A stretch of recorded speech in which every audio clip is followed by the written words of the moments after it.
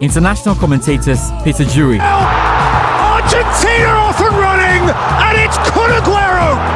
What a tiny take, what a sharp pirouette, what a rocket of a hit! John Champion. In bags of space, here is Andy Robertson, there's Salah!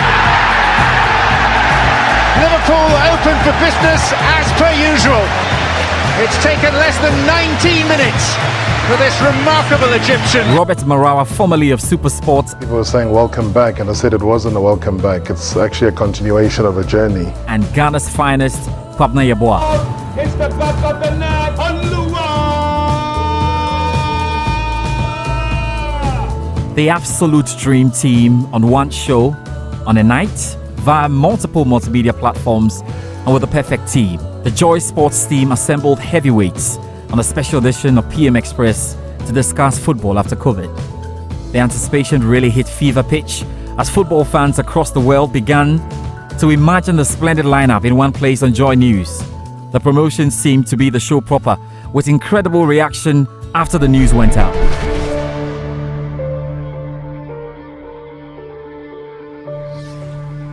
Are we ready?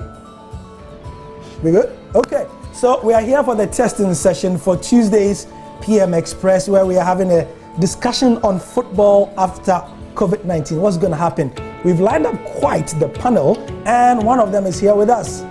John Champion! Gary, hello, how are you? I'm doing well, thank you. How is England? England's beautiful. I'm just back from a 40-mile bike ride in the English countryside, so what could be better than that on a glorious early summer afternoon? But I'm still full of enthusiasm for the broadcasting and for the football, and indeed for joining you on Tuesday night on PM Express on Joy News, 9 o'clock Ghana time. It's ringed in red in my diary. I'm building towards it. Exactly. Make sure that diary doesn't get missing, John. Absolutely. It's the centerpiece of my week. Looking forward to it. Robert? Yo. You good? Strong as always, sir. Can you count to 5, please, for me? 1, 2, 3, 4, 5. All right. So, Robert, let's sign off for me. All right, it's an expensive one, this one, but because of it's you, Gary, and it's on PM Express. Let's say Valanja City. Oh, hi, Peter. Gary, how are you? I'm doing well, thank you. So, testing session for Tuesday's program. Everything looking good? It's good. Aquaba from Southeast England. Really good to have you with us here. I can't wait to be with you on PM Express Tuesday night, Joy News. Even before the show started, the hashtag PM Express was amongst the top 3 trends. And there was no surprise the show was top trend several hours after. International commentators Peter Drury and John Champion fed in nicely with the COVID situation in the United States and the United Kingdom. Certainly, any optimistic notion of an early June resumption seems to be disappearing fairly fast. If anything, maybe towards the latter end of June is still more realistic.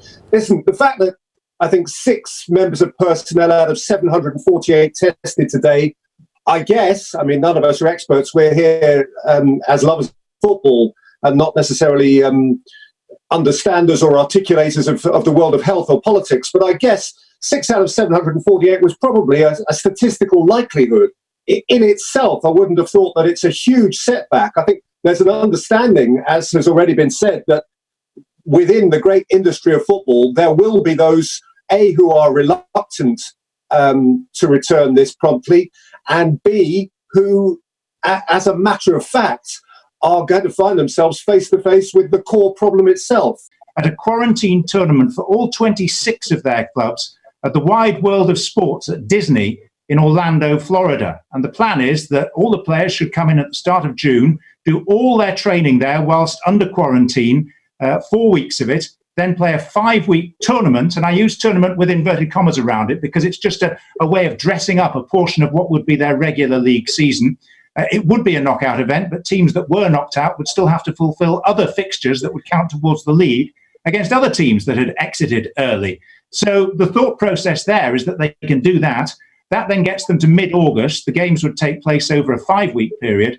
And then they hope that things would have eased sufficiently across the United States that, albeit behind closed doors, each team would be allowed to play at their home stadium and they could have the rest of their regular season, which normally runs to 34 league games, and then in America, the obligatory end-of-season playoffs to decide the league title. They are fortunate in that they're only 2 games into a league season that began only in March. South African broadcaster Robert Marawa and president of the Sports Writers Association of Ghana, Kwabena Yeboah, did throw light on the situation in Africa and Ghana. There is a suggestion that they should play behind closed doors, as has started in the Bundesliga. Is that sustainable in Ghana? And we find some of the club leaders arguing strongly that if they have to play behind closed doors, and that is led by Alhaji Grusa, who is the bankroller and founder of King Faisal, then every club has to be paid a minimum of $200,000 to play behind closed doors. Is that tenable? Does the FA have the money to play the league behind closed doors? Even at a time that would play the league and when the fans were at the stadium, only some of the top teams like Asante Kotoko, like Altobok, and in recent times, Legon Cities were trying to bring the fans to the stadium. So if you want to play the league behind closed doors, and there's no way that the FA on its own can start the league without direct intervention from the central government, it's looking increasingly like the league being cancelled is something that the Football Association doesn't want to hear at all.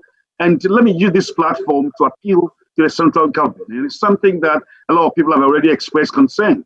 If we do not want our teams to collapse entirely, if the league is cancelled, I bet you quite a number of our teams could be extinct because even when they're active, they're struggling to survive. It's a Cup of Nations. We've got to bear that in mind. So it's not just happening within a controllable area of a country that has certain rules and restrictions. The fact that the Euros had to make a quick decision shows that they understand that it isn't just about one nation. It is about a culmination of different nations coming together with the different strains of the virus that are coming through. And you don't know how that's going to be affecting the tournament itself. So a decision needs to be made. And one has got to say to CAF again that yes, we understand. Yes, we also respect the fact that the tournament needs to go ahead. A lot has already been pushed back globally. I mean, the Olympic Games are off, and that is one of the biggest as well, if not the biggest sporting spectacle in the world again. But big decisions have to be made in time. Don't leave it until too late. I alluded earlier on to what the FIFA head of medical, the chairman of that medical committee, Michel Drury, what he said is that football is possible when contact is possible. And there was fun too. Of course. No leaving out Kwabena Yeboah's trademark goal chant and Robert Marawa's signature sign-off. And the ball hits the back of the net on Lua.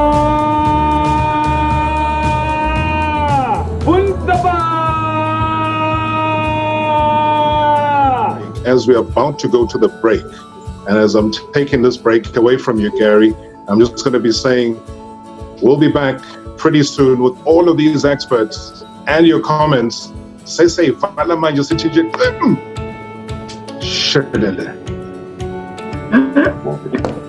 John Champion and Peter Drury spent time talking about a few tricks in the commentary field and did answer tons of questions from fans who were glued to their seats from start to finish. Even before the show will end, social media adjudged Football After COVID the sports show of the year. But there's more to come from the JoySports team.